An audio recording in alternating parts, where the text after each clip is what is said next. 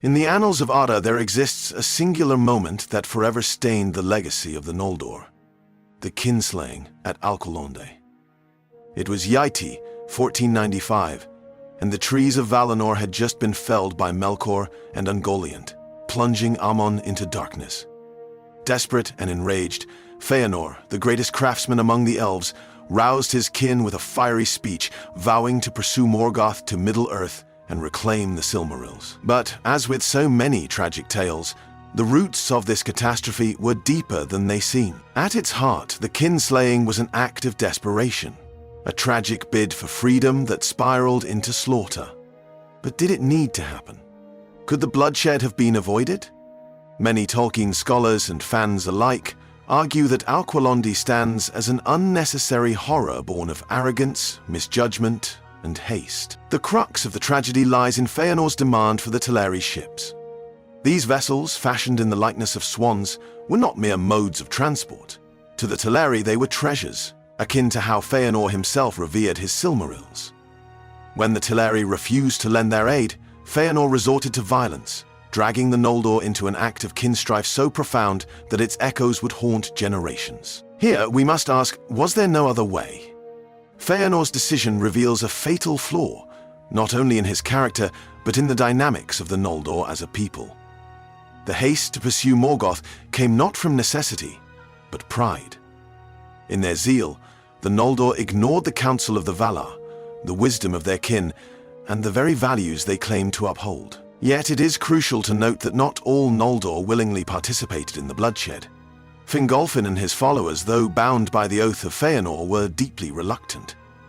This division among the Noldor illustrates that even within their ranks there was room for dissent, a sign that the kinslaying was not an inevitable outcome, but rather a path chosen in anger and pride. If Feanor had paused, if the Noldor had sought dialogue with the Teleri, or heeded the warnings of those among their own kind, could the tragedy have been avoided? History suggests that this act was as much a failure of leadership as it was of foresight. To fully grasp why the kinslaying at Alqualondë didn't need to happen, we must delve into the motivations and missteps that led to it. Feanor, brilliant and volatile, had sworn an unbreakable oath alongside his 7 sons to reclaim the Silmarils. This oath, binding them to pursue their jewels at all costs, was the driving force behind their every decision. It was, however, also their greatest curse. The power of the oath should not be underestimated. As Feanor declared it, it bound him and his sons not just in resolve, but in spirit, entangling them in a web of compulsion. Yet this does not absolve them of responsibility. The oath was an act of free will, a declaration of defiance against the Valar and all who might stand in their way. At Alqualondë, the Teleri found themselves tragically caught in its path. The Teleri, deeply devoted to their ships, had no stake in the Silmarils. Their refusal was not one of hostility, but of incomprehension. They could not fathom the Noldor's rage, nor the urgency to depart Aman. Indeed, the Teleri, led by Olwe, likely viewed the Silmarils as a private matter between Feanor and Morgoth. From their perspective, lending their ships for such a cause would only invite further calamity. This cultural disconnect between the Teleri's pacifism and the Noldor's fiery resolve underscores why the kinslaying was avoidable. It was a failure of communication. Feanor, blinded by his need for vengeance, saw the Teleri's refusal not as a plea for peace, but as an obstacle. Instead of seeking compromise, he acted with a tyranny that mirrored Morgoth's own. One cannot ignore the parallels between Feanor and Morgoth at this moment. Just as Morgoth had stolen the Silmarils, declaring himself above the will of others, so too did Feanor seize the Teleri's ships by force. This mirror image casts doubt on Feanor's justification for the bloodshed. Was it truly about justice, or was it pride? Moreover, consider the deeper implications of the kinslaying. The act sundered not only the Teleri and the Noldor, but also the unity of the Noldor themselves. Fingolfin's host, already uneasy about following Feanor, was now burdened with guilt for crimes they had not intended to commit. The seeds of discord were sown, weakening the Noldor before their long war against Morgoth had even begun. This internal strife might have been mitigated had Feanor chosen another path, For instance, he could have built his own fleet, a task that would have delayed their departure but avoided bloodshed. Or he could have sought the counsel of the Valar, who, despite their grief, might have offered aid.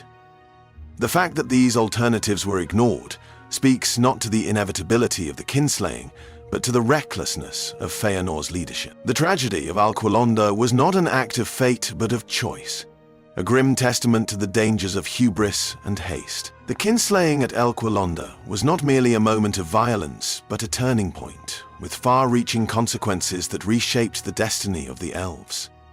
Yet, as we unravel its aftermath, we see more clearly that this tragedy was not inevitable, it was avoidable. To comprehend this fully, we must explore the deeper implications of the event and how it reverberated across Arda. The immediate outcome of the kinslaying was the Noldor's estrangement from the Valar. Though the Valar had already mourned Feanor's rebellion, the bloodshed at Alqualondë deepened their grief. When the Noldor reached Ahriman, they were met with the doom of Mandos, a chilling prophecy delivered by Mandos himself, declaring that their actions would bring sorrow and destruction upon themselves and their descendants. The doom of Mandos was more than a curse. It was a mirror reflecting the Noldor's choices back at them. In Tolkien's work, such pronouncements often carry a measure of inevitability, but this should not be mistaken for predestination. The Valar's lament makes it clear that the Noldor's path was one of choice, not fate. They had set their feet upon this road, and Alqualondë was the first and darkest milestone. One of the greatest tragedies of the kinslaying lies in its futility. Despite the blood spilled, the swan ships proved insufficient to transport the entirety of the Noldor. Feanor, consumed by ambition, abandoned Fingolfin's host, burning the ships at Losgар. This act, compounding betrayal upon betrayal, left Fingolfin and his followers stranded and forced to cross the grinding ice of the Helcaraxe, journey fraught with suffering and death. Pause to consider this. The kinslaying did not even achieve its practical goal. The ships for which Feanor shed his kinsman's blood were wasted in a blaze of paranoia and pride. This underscores the senselessness of the violence at Alqualondë. If Feanor had acted with foresight, cooperation, or humility, the tragedy might have been averted, and the Noldor might have been united in purpose against Morgoth. Moreover, the kinslaying fractured the moral authority of the Noldor. Their cause, reclaiming the Silmarils and opposing Morgoth's dominion, was inherently just. Yet the blood of their kin tainted their motives. The Sindar of Beleriand, learning of the kinslaying, viewed the Noldor's arrival with suspicion and resentment. This schism weakened alliances that could have strengthened the resistance against Morgoth. Feanor's actions also cast a shadow over his legacy. Though he was the most gifted of the Noldor, his choices diminished his greatness. Tolkien's works emphasize the theme of pride leading to downfall, and Feanor epitomizes this tragic arc. In his relentless pursuit of the Silmarils, he lost not only his kin, but his honor. Even in death, Feanor's decisions haunted his people. The kinslaying set a precedent for violence among the elves, culminating in the later atrocities at Doriath and the havens of Sirion.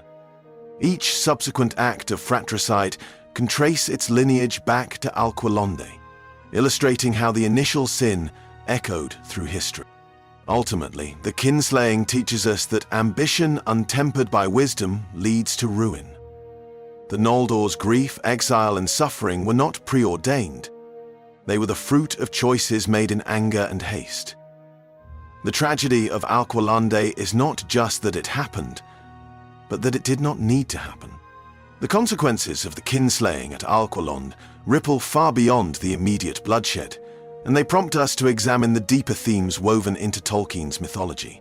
At its core, the event underscores the destructive power of unchecked ambition and pride, but it also raises questions about redemption, unity, and the moral cost of vengeance.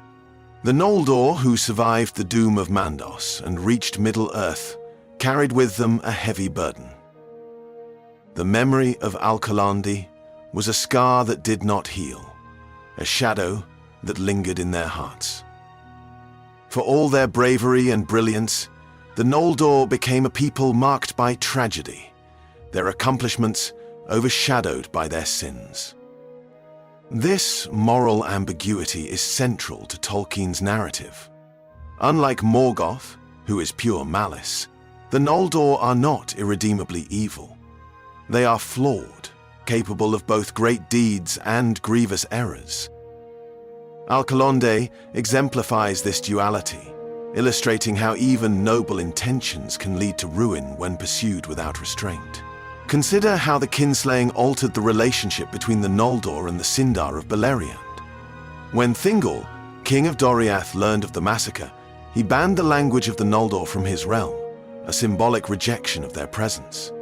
This cultural and political divide hampered unity in the war against Morgoth, fracturing the elves at a time when they most needed to stand together. And yet, the Noldor's struggles in Middle-earth also provided opportunities for redemption. Maedhros, one of Feanor's sons and a participant in the Kinslaying, later sacrificed his claim to the High Kingship in favor of Fingolfin, acknowledging the wrongs of the past. This act of humility, though overshadowed by the continued oath of Feanor, demonstrates that even amidst darkness, there were moments of light. The Kinslaying also brings into focus Tolkien's recurring theme of unintended consequences. By pursuing vengeance at all costs, Feanor and his followers played directly into Morgoth's designs. The Dark Lord thrived on division and chaos, and the Noldor's fractured alliances only strengthened his hand.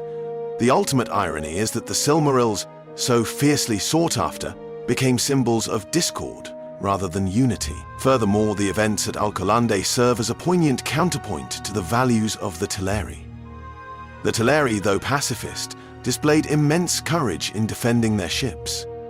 Their actions highlight a different kind of strength, one rooted not in conquest, but in preservation. In their steadfastness, the Teleri remind us that true power lies not in the might of arms, but in the ability to hold to one's principles, even in the face of violence. Finally, Alqualondë's legacy invites reflection on forgiveness and reconciliation. Though the Valar grieved deeply for the Kinslaying, they ultimately allowed the Noldor a chance to prove themselves in Middle-earth. Similarly, the Sindar, despite their mistrust, fought alongside the Noldor in the wars of Beleriand. These acts of solidarity, fragile as they were, suggest that even the gravest sins can be met with grace. The Kinslaying at Alqualondë was a tragedy, but it was not an ending. Rather, it was a beginning, a dark prologue to the long and arduous tale of the Noldor's exile.